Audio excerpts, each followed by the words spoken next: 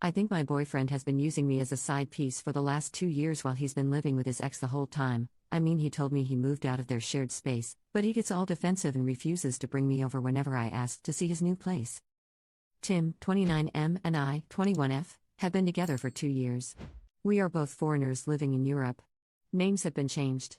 Tim is a very private person in general, and so maybe some of the strangeness stems from that. In order to explain everything, I think I have to start at the very beginning. Tim and I met at an event for native English speakers after each of us having lived here for a year. We hit it off immediately. Later that week we went to a pub crawl with other people from the event and hooked up. Only a few days later we decided to meet up again, but when trying to decide if it'd be at my place or his, he told me it has to be mine and he'll explain why later. For the record, I do not live in an ideal situation to be having people, much less men, over, and he was completely aware of the situation. He came over and told me that he is currently still living with his ex-girlfriend of about 3 months. He had his own room and everything, but because he had prepaid for 6 months of rent to lend her some money, he was staying there. Okay, so yeah, I know this is weird. But who am I to judge? He says they are definitely broken up and I'm just sleeping with the guy right now, so whatever. A few weeks go by, and we decide to start dating exclusively and officially. He says he's just living with his ex, who we'll name Stephanie, temporarily for another 3 months, and then he'll find another place. Alright, so it's a weird situation, but I trust him, and he'll leave in 3 months. He complains about having to live with her and says it's uncomfortable. He also told me why they broke up, which was because he caught her cheating on him with her ex at a party. So I'm not worried about them getting back together. I'm not 100% comfortable with the situation, but it's manageable. A few months pass and Tim doesn't move out. He says he's now got his own little apartment in the same house, but that it's so much better for him to stay there because he doesn't have to buy any furniture and the rent is cheap. Remember, we're foreigners, so buying a ton of furniture that you're just going to have to sell when you leave is annoying. He eventually starts saying that he's going to bring me over there to show me that they're living separately and whatnot. Long story short, that never happened. Every time I asked him to ask her about it, he'd say that she'd get upset and blah blah blah. Apparently she was aware that he had a girlfriend, but didn't like it and wanted to get back together. After a year, he finally moved out. Not into his own place, but into the spare room at his buddy's house. I had been to this buddy's place before, only once, though, and that has been the one and only time I've ever met one of his non-mutual friends, which is suspicious and strange on its own. I didn't help with the move, not for lack of trying, so no, I never saw him move his stuff there. Again, this was a temporary solution until he found a place of his own. Through various circumstances, company being bought out which lead to job insecurity, him being extremely picky about finding an apartment, he has still yet to move into a place of his own. It's been about 10 months since he moved into his buddy's place, and I've yet to be there, even though I've asked many times. He always says yes, but then later says that he doesn't want to intrude or be a nuisance, etc. So essentially, I've never seen where he lives. Those things, along with me never having met his friends or Skyped with his family, are the underlying basis for my suspicion, but here's where the real stuff comes. Last night, when I couldn't sleep, I went Facebook stalking. I searched for tagged photos of Tim because I know he's weird about his Facebook and doesn't let tagged pictures and posts show up on his wall. While going through the pictures, I found 3 pictures of him while he was visiting home over the summer. In each of the 3 pictures, there is a girl, who is untagged, and sitting next to Tim. In 2 of the 3 pictures his arm is around her, but the pictures are more posed and everyone's arms are around each other. 2 of the pictures are with friends, so I figured she's a friend from home, no big deal. In 1 picture though, they are with his sister and her husband and daughter. So a much more intimate picture. I do not know what Stephanie looks like, and she doesn't have Facebook. I can't find a picture of her through Googling. But I think this girl might be her. I don't know exactly why I think that, but I do. I did some more Google research and found Stephanie's grandmother's obituary. She died in January? So after Tim would have moved out of the house and definitely after they should have been broken up. And yet, on the obituary his name is listed next to Stephanie's as members of the family. I do know that he was close to the grandmother and that she left him stuff in her will, but still I'm suspicious. If what I suspect is true, that means that he was able to hide this from me and her for 2 years, which is honestly just impressive. Right now, though, I'm stuck. I don't want to bring up my relatively weak evidence with him until I can be sure, because he'll just have an excuse and I'll just accept it because I want to trust him and be with him. I don't know how to get any more proof that the girl in the pictures is Stephanie or how to know for sure one way or the other. So that's where I'd like advice.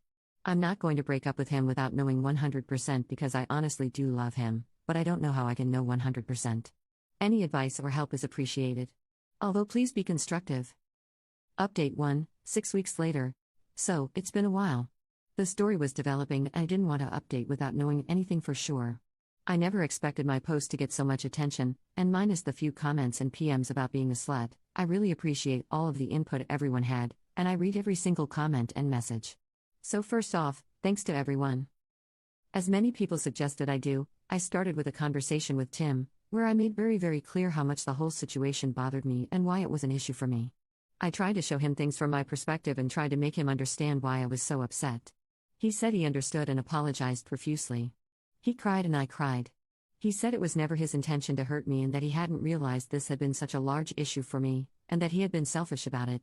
He said it was all going to change and that I would meet his friends and see where he's staying, and get to Skype with his family, etc. etc. He said I was the most important part of his life here and that he can't imagine his life without me in it.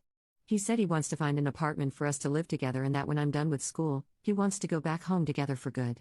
He also told me that the girl in the pictures was an old family friend, and that he was in the obituary because he still is close with the family and they still wish I was a part of the family. I decided to wait and see if he actually held up his end of things this time, and so we made up and all was well. What I didn't mention is that during my snooping phase before this conversation, I found the phone number to the landline where Stephanie lives and decided to give it a call asking for Tim. Stephanie's dad answered, and when I asked for Tim, he told me to call his cell phone because this was the landline. So, not exactly helpful. Before you guys freak out about the dad thing, the house is like a duplex where the parents have their own half and Stephanie has her own half. This is not uncommon in small villages here.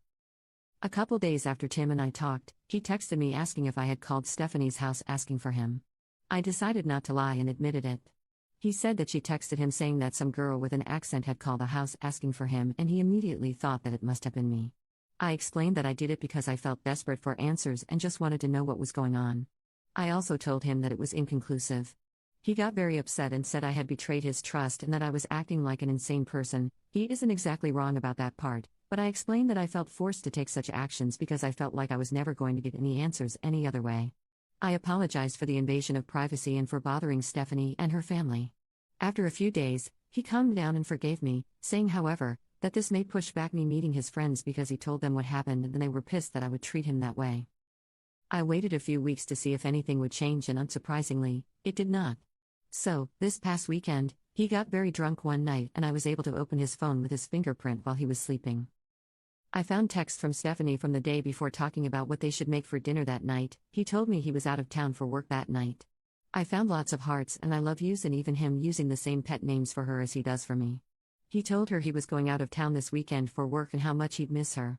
I looked through the past few weeks of messages between them and saw that he had sent her quite a few of the same pictures that he had sent me. He had invited her to have a glass of wine with his buddy and her girlfriend. He picked her up from work multiple times, and there were lots of conversations about who was making dinner that night and what they should eat. I went back and looked for dates where I knew he had slept over with me and he had always told her he was crashing at a friend's place or out of town for work or something along those lines. I also found a group text message titled Family that included Tim, his sister, his mom, and Stephanie.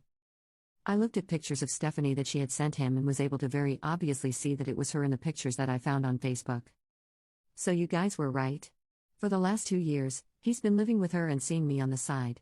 All the while telling me how much he loves and admires me and how we're going to have a future together.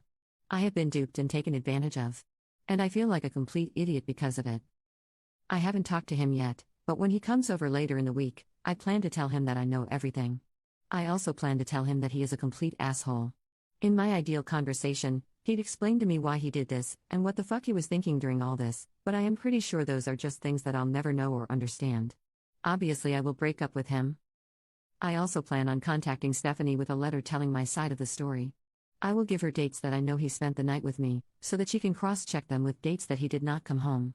I also plan to include a USB stick with pictures of Tim and me from the last 2 years and screenshots of some of our conversations from the last couple months. I can't make her believe me, but I want to at least do my best for her. I feel like I owe it to her as a fellow human being to let her know what kind of man she's been with for the last 4 years. I'm open to absolutely any advice on my plan and on how to move forward from this. I won't lie, I feel so lost and so helpless right now.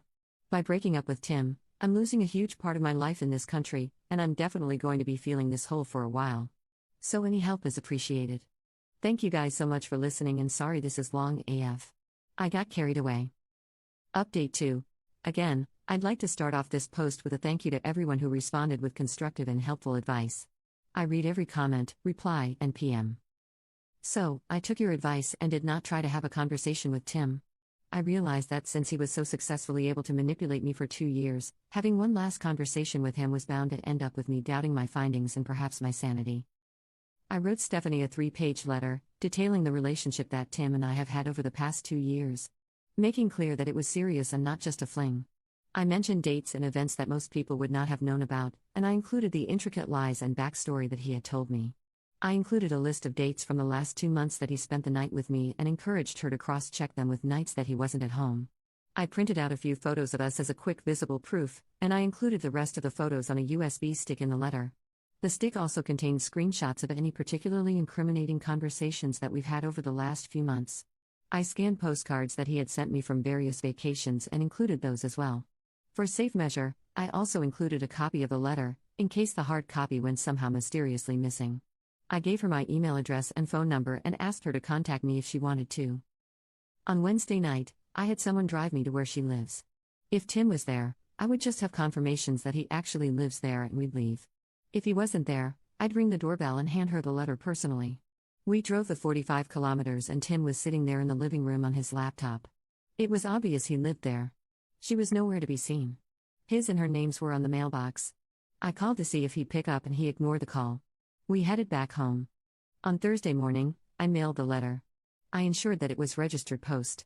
In order to receive the letter, she'd have to show her ID and sign for it. On Friday, the letter arrived. She was not home, so she received a notification to go pick the letter up at the post office. On Saturday morning, she picked it up and I got an email of the receipt with her signature on it. Throughout all of this, I conversed normally with Tim and made excuses as to why he couldn't come over during the week, so as to not tip him off to anything. He stopped talking to me about 20 minutes after she picked up the letter Saturday morning, and I have not heard from him since. He has, however, defriended me and my family on Facebook. I have not heard from Stephanie either. So, now it's really over. I hope with my whole heart that he was not able to lie and manipulate his way out of the situation with her, but I will probably never know. I do not expect to hear from him again. I feel very lonely, taken advantage of, and beaten down. I'm going to do my best to try to come out of this situation without trust issues and without being cynical and jaded. I'm seeking therapy to make sure I don't slip into depression. For now, I need to find ways to distract myself and fill up any free time. Thanks again for all your help, r/relationships. This really sucks, but I'll get through it and hopefully be a stronger person for it.